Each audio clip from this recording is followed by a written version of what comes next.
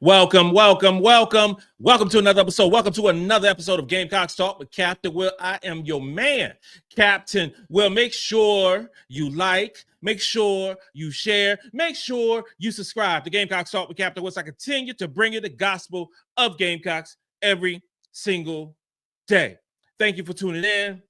And follow me on Twitter at Gamecocks Talk. I always got to say this. Follow me on Twitter at Gamecocks Talk. Follow me on Instagram at Gamecocks Talk with Captain Will. And wherever you get your podcast, you can find your man, Captain Will. And for the new folks who are tuning in today to get that Gamecock coverage, you are now, ladies and gentlemen, you're now rocking with the best. And since you are rocking with the best, come rock with your man, Captain Will. We got a good one today, y'all. We have a good one today. Y'all, South Carolina extended the home winning streak today versus the Wofford Terriers by 46 points. 46 points. A domination, a destroyment, a taken to the woodshed moment for the South Carolina Gamecock women's basketball team. So in honor of that, it is shot o'clock. And wherever you may be watching your man Captain Will, it is celebration time. It is time to get your beverage of choice. That beverage of choice may be some dark rum, what I have tonight. It may be some water, Aquafina. I'm not sponsored by Aquafina, but I'm drinking that too. It might be some good old sweet tea. Whatever your beverage of choice, it's time to celebrate because Gamecocks are winning, and it's time to celebrate beating the Wofford Terriers. So cheers, y'all. Cheers. Woo! South Carolina. South Kakalaki. Three-time national champions. Beat the brakes off the Wofford Terriers. And that's not a surprise. Not a surprise. Wofford is a average to below average basketball team. I was less concerned about the score of this basketball game because it really didn't matter. It really didn't matter. It didn't matter if we won by 46 points. It didn't matter if we won by 66 points, 56 points, 86 points. It didn't matter whatsoever. Like, what you talking about? I'm talking about like this right here. I'm like this right here. I want to see habits of this basketball team. I want to see a continuation of good, connected basketball, especially after the Christmas break. That is what I wanted to see. I wanted to see a combination of offensive and defensive connectivity. Was everything right in this basketball game? Absolutely not. It wasn't.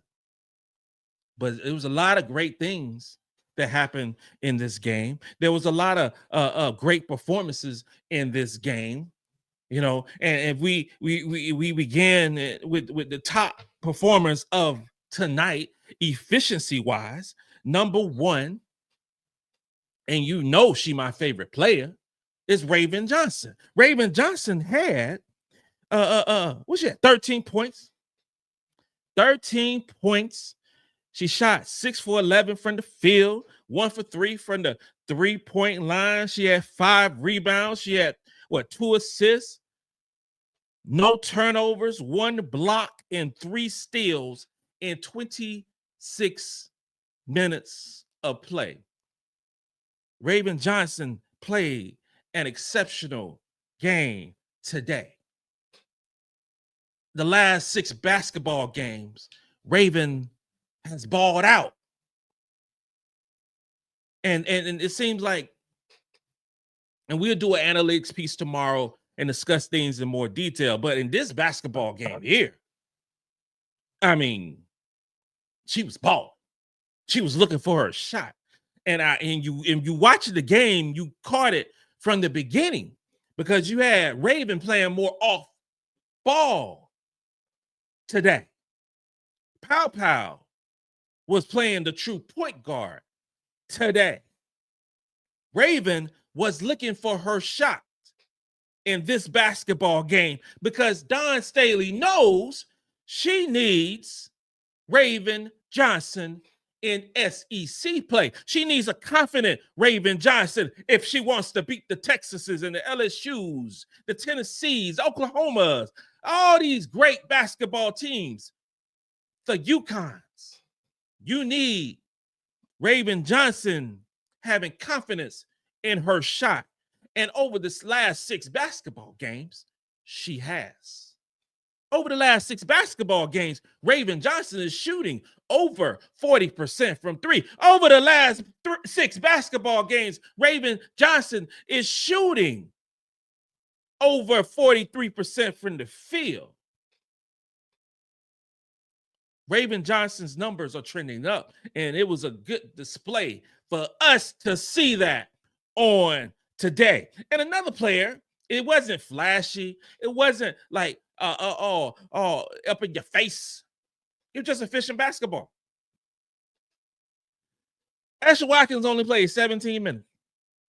That's all she played. 17 minutes, 6 points, 3 for 3 from the field, 8 rebounds, 1 turnover, 2 steals, and 4 block shots. Ashlyn Watkins has been balling, ladies and gentlemen. Ladies, yo. It's only 17 minutes. 17 minutes, 4 block shots. Come on. What more can you ask? Because you say 35 minutes and 8 block shots, you could say some stuff like that. But this is not, UConn or Notre Dame. It's not those teams like that play all these minutes. You only had 17 minutes and was tied with efficiency with Raven Johnson. I love that. Love it. Ashlyn Watkins is playing great basketball. This is the Ashlyn Watkins that we know and love over the last 3, 4, 5 basketball games. It's looking really bright for the South Carolina women's basketball team as we turn the page on non-conference and begin conference play on Thursday. It is time to get serious about basketball, about championships, about cutting down them nets. And third, Joyce Edwards.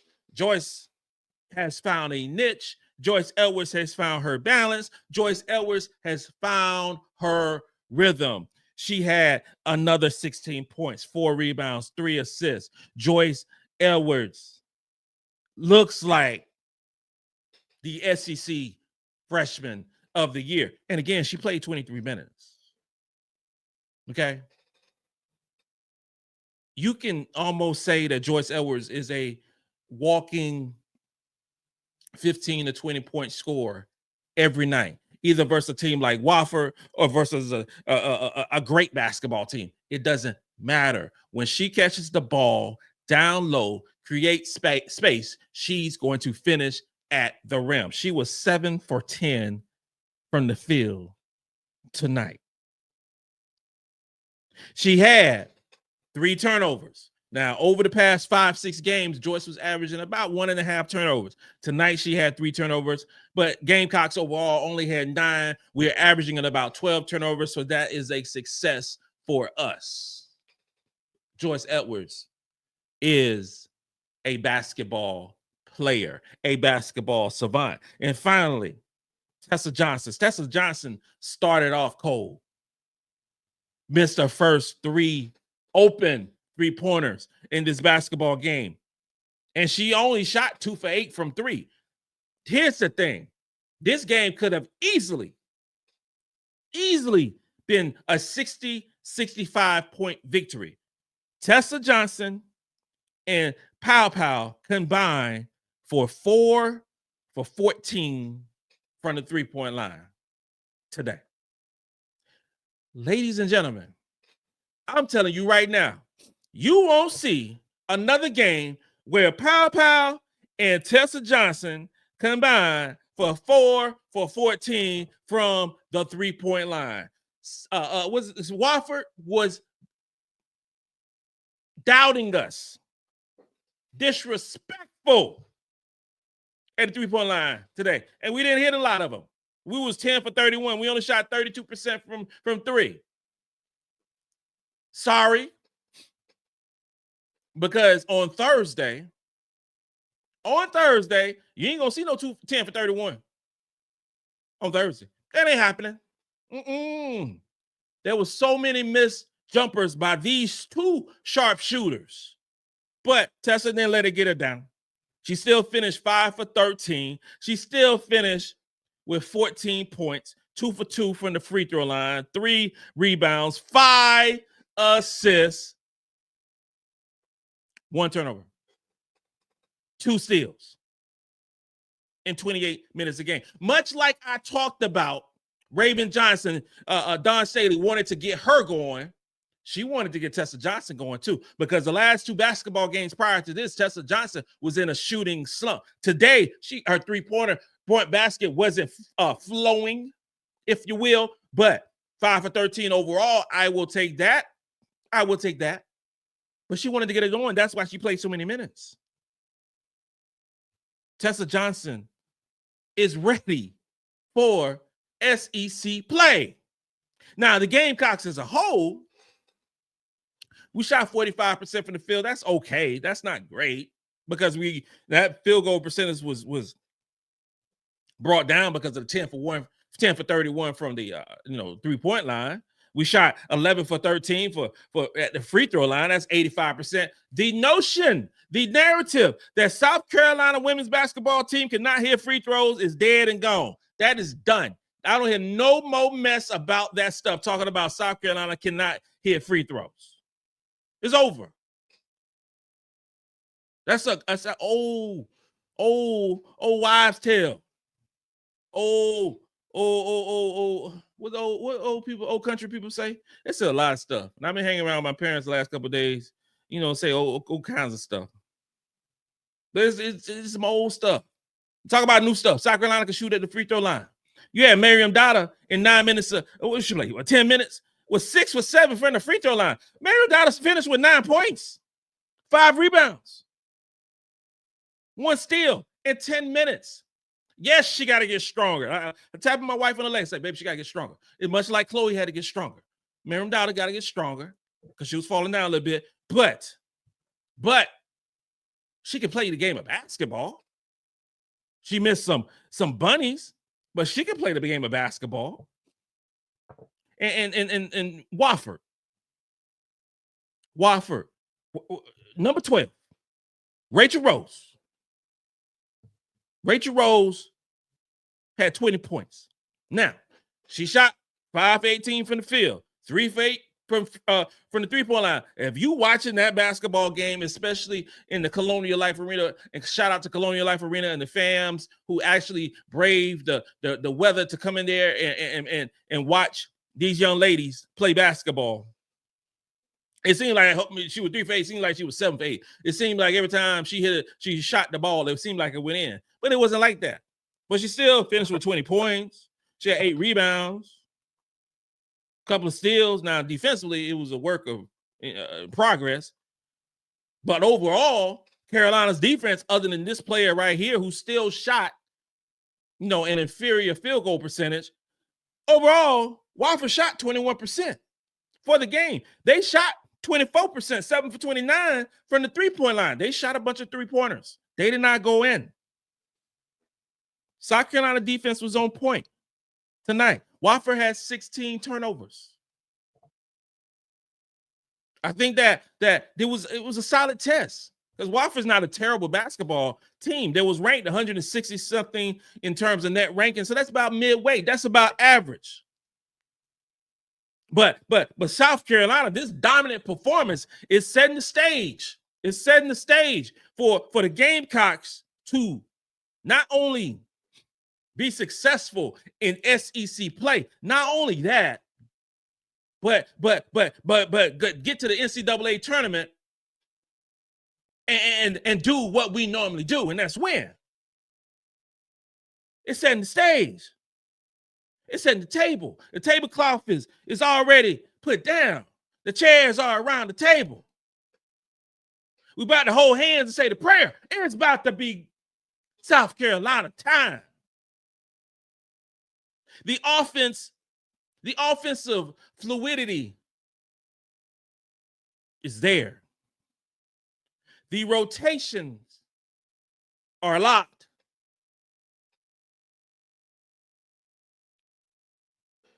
Raven Johnson, Tahina Pow, Breezy Hall, who I didn't speak of yet. She didn't play exceptionally well tonight. 2 for 9 from the field, 1 for 6 from 3, but she had 8 rebounds. She had 2 assists. She had 1 steal. And Breezy always plays some defense. So games when she don't shoot the ball exceptional, she does other things exceptional. Chloe Kitts only played 13 minutes tonight. 2 points, 6 rebounds, 1 assist. Am I worried? No. I ain't worried about no Chloe Kitts. We about to start SEC time. She was 1 for 4 from the field. SEC time. Y'all about to get Conference Chloe. Conference Chloe about to show up on Thursday night and on Sunday afternoon like she did earlier in this season. Can't wait. The defensive intensity for this basketball team was top tier. And I always look at certain things on the defensive end. I'm always a fan of defensive rating. And I love the one-on-one matchups when discussing defensive ratings. And in tonight's game, you had Ashlyn Watkins who had a defensive rating of 33.9. You had a Breezy Hall who did not shoot the wall exceptionally, was 2 for 9 from the field, had a defensive rating of 56.4. Ladies and gentlemen, that is terrific defensive basketball. Breezy, Ashlyn Watkins. We could talk about either Sania Feagin, whose defensive rating was 72.3, Raven Johnson, who's 73.9, played their butt off defensively, getting multiple steals, multiple block shots, multiple stops. Ashlyn Watkins had a 22% block percentage tonight.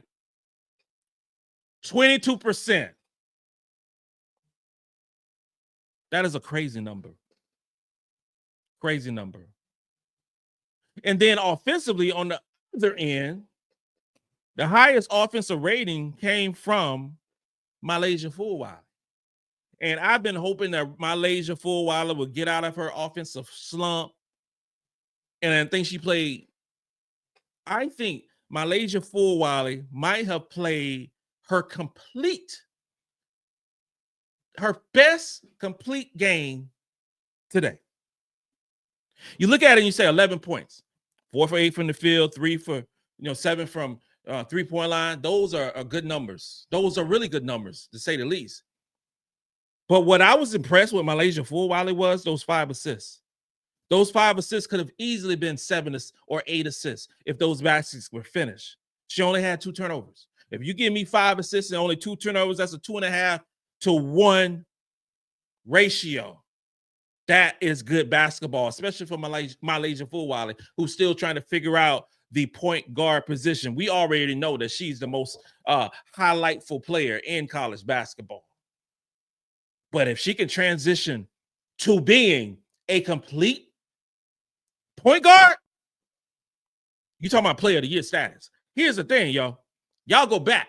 For the old heads who watching me right now, go back to when Dawn Staley was playing for Virginia back in the day, when she was an All-American Player of the Year, reaching all those accolades at Virginia, when she willed that team to tournament almost national title success.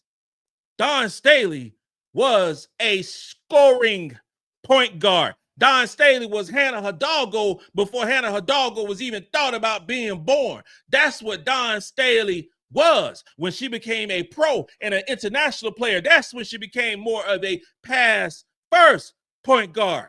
But I think there's a little bit of MiLaysia Fulwiley, should I say, a little bit of Dawn Staley that she sees in MiLaysia Fulwiley. I'm telling you right now, go back and check it out. Dawn Staley was a beast, and I don't believe that we talk enough about Dawn Staley playing college basketball. She was simply amazing. Amazing. She's trying to nurture MiLaysia into being a player like herself. Like herself. MiLaysia's a sophomore. And for all the knuckleheads who say that MiLaysia should move on and go somewhere else where they will let her be her, that's cool.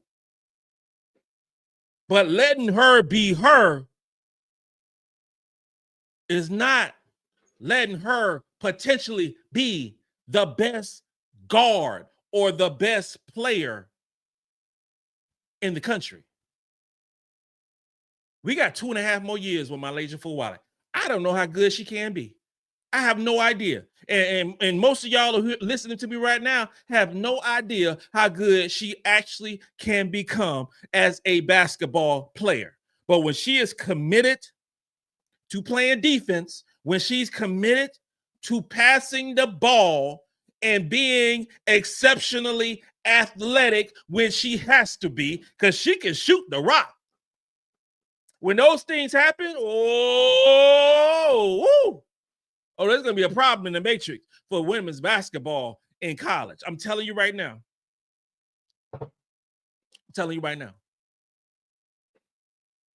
This team has so much depth, has so much versatility, has so much talent. Maddy didn't play. Maddy had a concussion.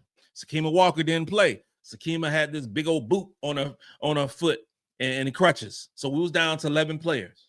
Was there any discourse? Was there any battle rhythm that skipped a beat on tonight because of the lack of players on this basketball team? Not at all. Not at all in this game tonight. Not at all. Hopefully, Maddy will be back for conference play on Thursday. Hopefully, Sakima Walker will be back for conference play on Thursday.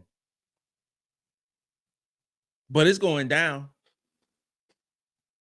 And it's setting the stage for the second half of the season to go undefeated. Yeah, I said it, to go undefeated. This concludes another episode of Gamecocks Talk with Captain Will. I am your man, Captain Will. Make sure you like, make sure you share, and make sure you subscribe to Gamecocks Talk with Captain Will so I continue to bring you the gospel of Gamecocks every single day. Ladies and gentlemen, boys and girls, you are now rocking with the best. And since you are rocking with the best, come rock with your man, Captain Will. Let's go.